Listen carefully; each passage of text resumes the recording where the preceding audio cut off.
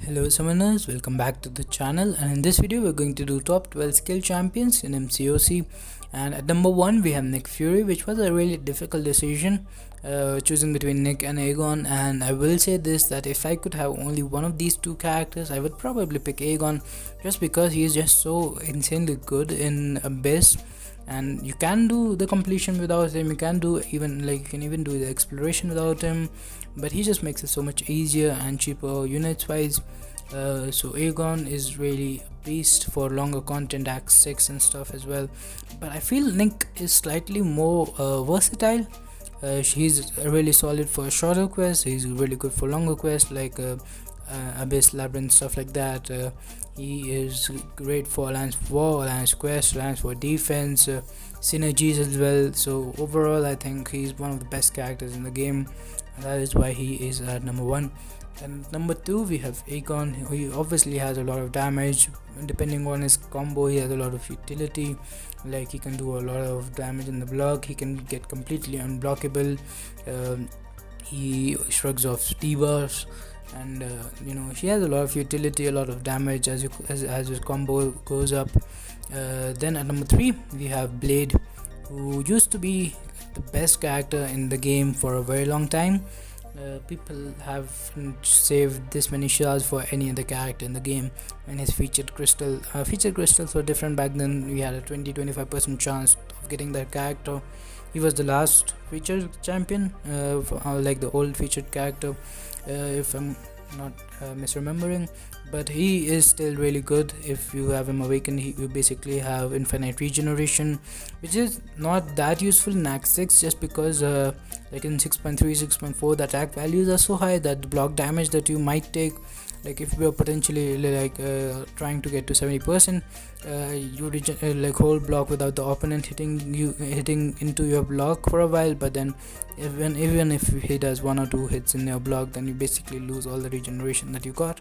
So not that practical in Act 6 in my opinion. Those attack values are going down though, so maybe later. He doesn't have any immunities, but as his depending on his power meter, he does shrug the debuffs off faster. Plus he has really powerful synergies with Ghost Rider, Mephisto, and Stark and Spider-Man, which are all really good characters by themselves. Then we have Stealth Suit Spider-Man at number 4, who I feel like is slightly better than Stark and Spider-Man, and if he isn't at the moment, he will be in the future, just because with every day in the contest we are seeing this slow being more and more useful with new content and stuff. So he also has like solid damage output and some other utility as well, but overall really solid character. Definitely number 4 and rank 5 worthy in my opinion. Then at number 5 we have Elsa Bloodstone. She has a lot of damage output plus some unique abilities and stuff. I think she I've seen some rank 5 gameplay, I've seen some rank 3 6-star gameplay. She's definitely really underrated. She can even parry unblockable attacks, if that makes any sense. Like, it's not technically a parry, she evades back and then gives you an opening.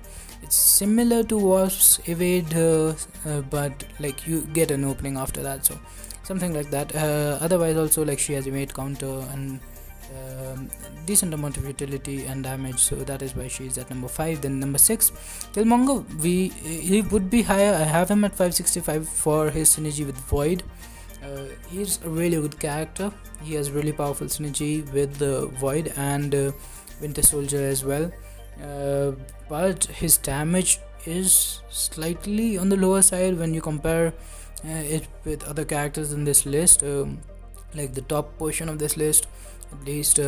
I mean, if you stack up those bleeds and have that SP3 and then mega bleed damage in the longer fights, then it's fine. But the thing is that if you're using Nick Fury or Aegon, you would be done with that fight by that time. So comparatively speaking, damage output isn't the best. He does have a lot of utility with his True Strike, with SP1 giving him some unstoppable charges, with SP2 basically giving him an indestructible boost.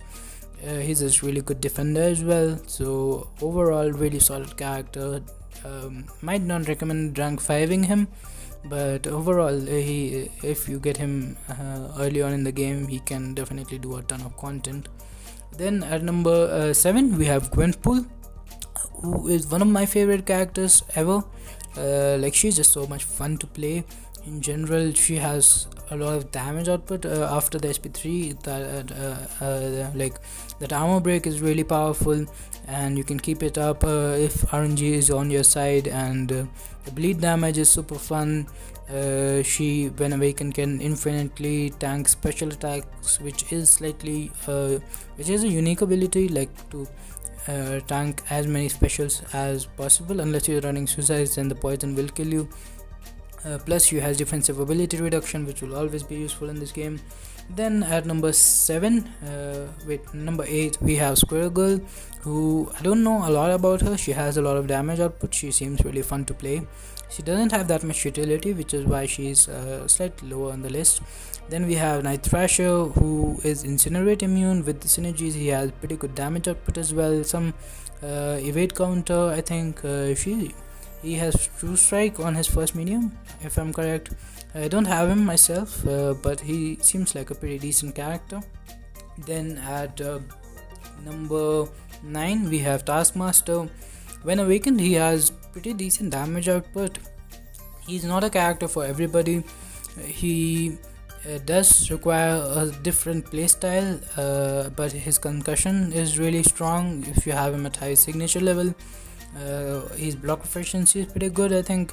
So overall, not a bad character by any means. Then we have the new Black Widow.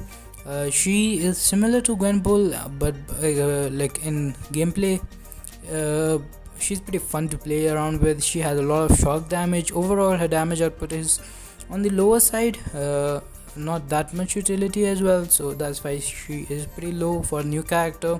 Then Hawkeye, he is still pretty good for power control if you get him early on in the game. That is why he's at number 12. So thanks for watching, have a nice day, subscribe for more content, and stay safe. Thank you.